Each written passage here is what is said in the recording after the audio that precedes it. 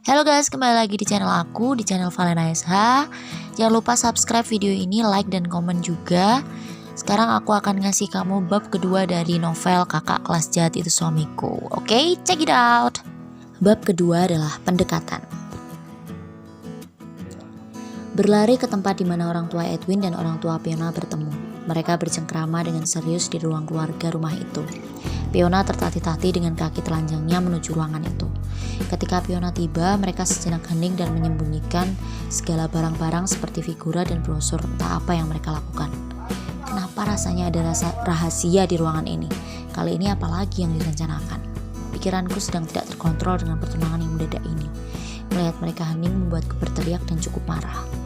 Tante, Om, Mah, Pah, bisakah memberikan aku sedikit bocoran apa yang mau kalian rencanakan?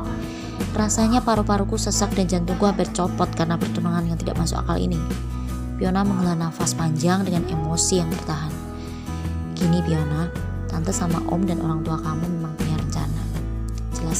Jelas Tante Marta. Tiba-tiba dari belakang muncul Edwin yang setengah berlari. Tunggu, aku juga harus tahu ada rencana apa lagi ini.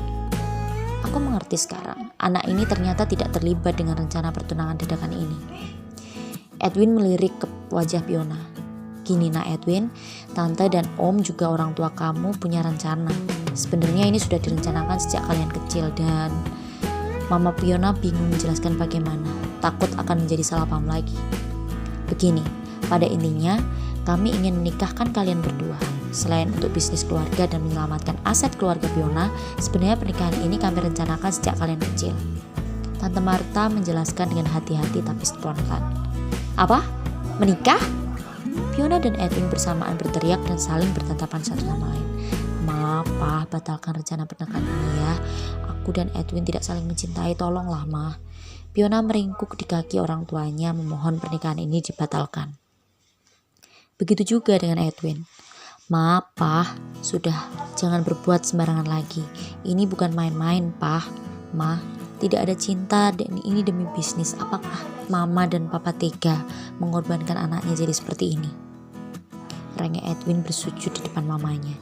Jika yang kalian khawatirkan adalah cinta dalam sebuah pernikahan, hari ini Mama, Papa, Tante Ratna, dan Om Dodi punya rencana B. Berikan isyarat kepada Mama Fiona.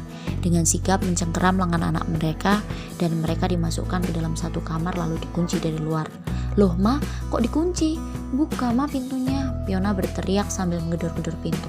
Apa-apaan ini Ma, Pa, tolong jangan bercanda, maksud kalian apa? Edwin ikut menggedor pintu. Bagaimanapun caranya kalian tetap harus menikah.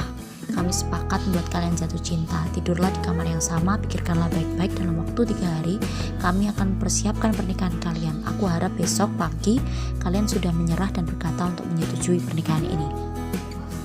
Tante Marta, Mama Fiona gak mau Ma. Fiona menangis. Sepertinya orang tua kita sudah kehilangan akal mereka. Edwin terduduk bersandar di pintu bersama Fiona.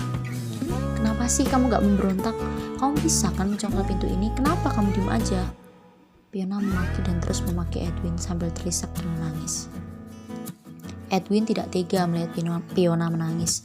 Tangannya spontan membelai rambut panjang Fiona yang sedang menangis itu. Entah, jarak mereka jauh berubah menjadi dekat ketika bahu Edwin tiba-tiba bersiaga di samping Fiona.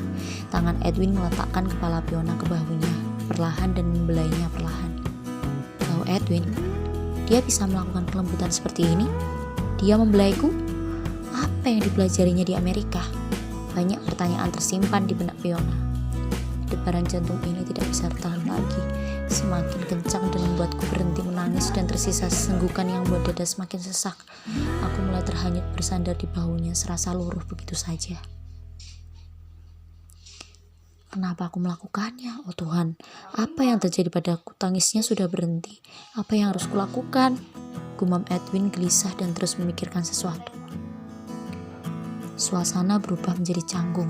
Tangisan itu berhenti, tapi mereka sedekat itu. Aliran darah terasa mengalir dan semakin menghangat melalui pori-pori kulit mereka. Sejenak mereka lupa dengan apa yang sedang terjadi dan lupa bagaimana dulu mereka bermusuhan. Fiona mengangkat kepalanya dari bahu Edwin dan duduk bersebelahan dengan Edwin. Suasana semakin canggung. Dengan polos mereka berdua menoleh ke arah yang bersamaan dan mata mereka bertemu lagi. Tidak ada yang terpikir saat itu. Suasana menjadi hening. Tatapan mata itu begitu dalam dan mengisyaratkan sesuatu. Kemudian jarak pandang mata itu semakin dekat. Adrenalin mulai mengunci tiap energi untuk berkata-kata. Mata mereka seperti magnet yang berbicara. Liar pikiranku sekarang. Aku tidak bisa menahannya. Pandangan Edwin berubah ke bibir warna pink yang berada tepat di depannya. Bibir itu terasa memanggil hasratnya untuk menyentuh dan menikmatinya sejenak.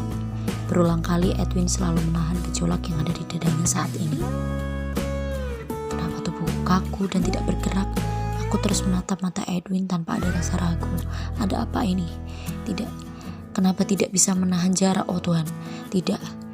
Fiona mencoba mengendalikan pikirannya dan tubuhnya. Edwin mendekatkan bibir ke bibir Fiona. Mata Fiona terbelalak ketika akhirnya bibir itu menyentuh dan melumat bibirnya. Perlahan, kemudian mata Fiona mulai tertutup sedikit demi sedikit dan tangan Edwin mulai meraih bagian telinga dan bibir Fiona.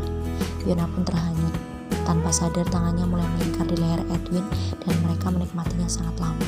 Sampai akhirnya bibir Edwin berhenti dan mereka membuka mata. Jarak pandang ini masih terlalu dekat. Mereka menarik diri mereka masing-masing. Suasana semakin canggung karena perasaan tidak menentu dan detak jantung yang tidak beraturan itu. Mereka duduk terdiam dengan jarak yang cukup jauh, tanpa kata, hanya merenungkan apa yang sedang terjadi. Maaf, Edwin mencairkan suasana. Kenapa maaf yang terpikir olehku? Untuk apa? Fiona bertanya seolah tidak mengetahui masalah apa yang terjadi saat ini. Bodoh, kenapa aku bertanya? Bukannya sudah jelas. Fiona menggerutu dalam hatinya. Maaf, karena aku pernah berbuat jahat padamu dan membulimu hingga mungkin kamu membenciku sampai detik ini. Edwin meluapkan segala yang ada di pikirannya, dan akhirnya hal manis inilah yang keluar. Sepertinya aku malah membahas masa lalu. Edwin. Aneh tapi nyata, pria bengis itu bisa mengungkapkan maaf padaku. Gumam Fiona dalam hati. Lupakan, mungkin sudah waktunya kita melupakan hal itu. Fiona spontan mengucapkan kata-kata ini. Apa yang terjadi, Fiona? Kamu luluh. Kamu maafkannya? Oh tidak, kamu berkata dengan cukup sopan. Fiona tidak berhenti menggerutu dalam hatinya. Sudah pukul 12, mereka akhirnya lelah dan ingin beristirahat. Mereka menatap ke sekeliling pikirannya, mereka berlarian kemana-mana. Tidak, Fiona, hanya ada satu ranjang. Apa yang harus kulakukan? Jangan-jangan Fiona mencoba menghentikan pikiran akalnya. Tidak ada sofa. Sepertinya dia takut melihat hanya ada satu ranjang di sana. Edwin bingung sendiri mencoba berpikir dengan jernih. Maaf, ternyata tidak ada sofa. Mungkin aku akan tidur di lantai saja. Masih ada selimut tambahan di lemari. Edwin berinisiatif mencoba mencairkan kecanggungan ini. Baiklah, aku akan kamar mandi sebentar. Fiona masuk ke kamar mandi yang ada di kamar itu.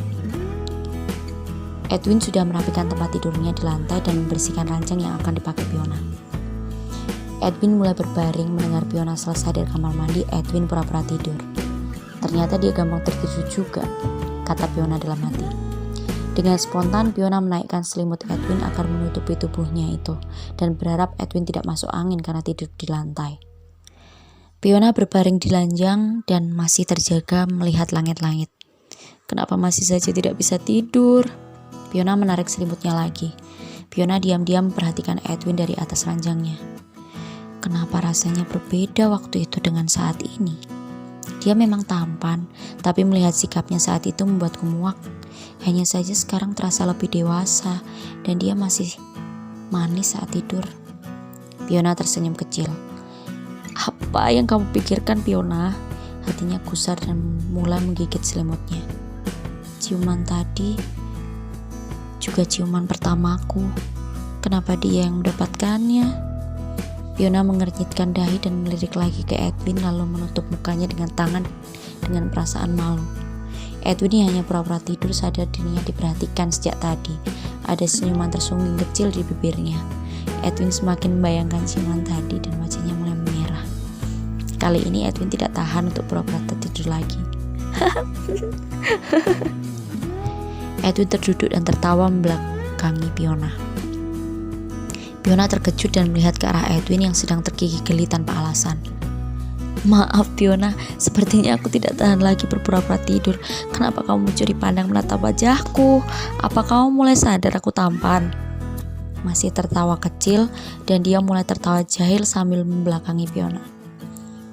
Apaan sih? Enggak, siapa juga yang ngeliatin kamu? Pede banget sih kamu. Fiona memerah, membalikkan tubuhnya ke arah yang lain. Hati-hati, nanti kamu bisa jatuh cinta sama aku loh.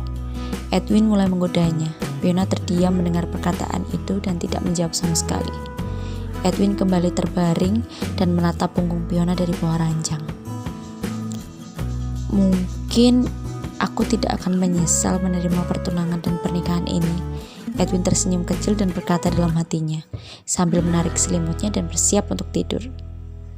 Fiona masih mencoba untuk tidur, tapi pikirannya kemana-mana. Fiona menoleh ke arah Edwin lagi, melihatnya sudah tidur pulas.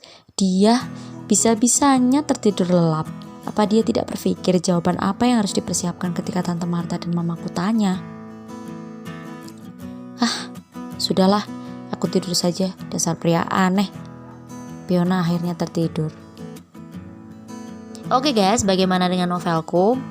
Aku cuma pengen ngingetin lagi nih buat kamu yang kepengen download novelnya, ada di Playbook dan linknya udah aku sertakan di bawah. Oke, terima kasih yang udah nonton. Jangan lupa subscribe, like, dan komen di sini biar aku makin semangat untuk bawain ceritanya. Dan aku minta maaf kalau ada salah-salah kata atau salah-salah bahasa yang aku ucapkan. Semoga kalian menikmati ceritaku sampai akhir, oke? Sekali lagi, terima kasih semuanya. Bye-bye.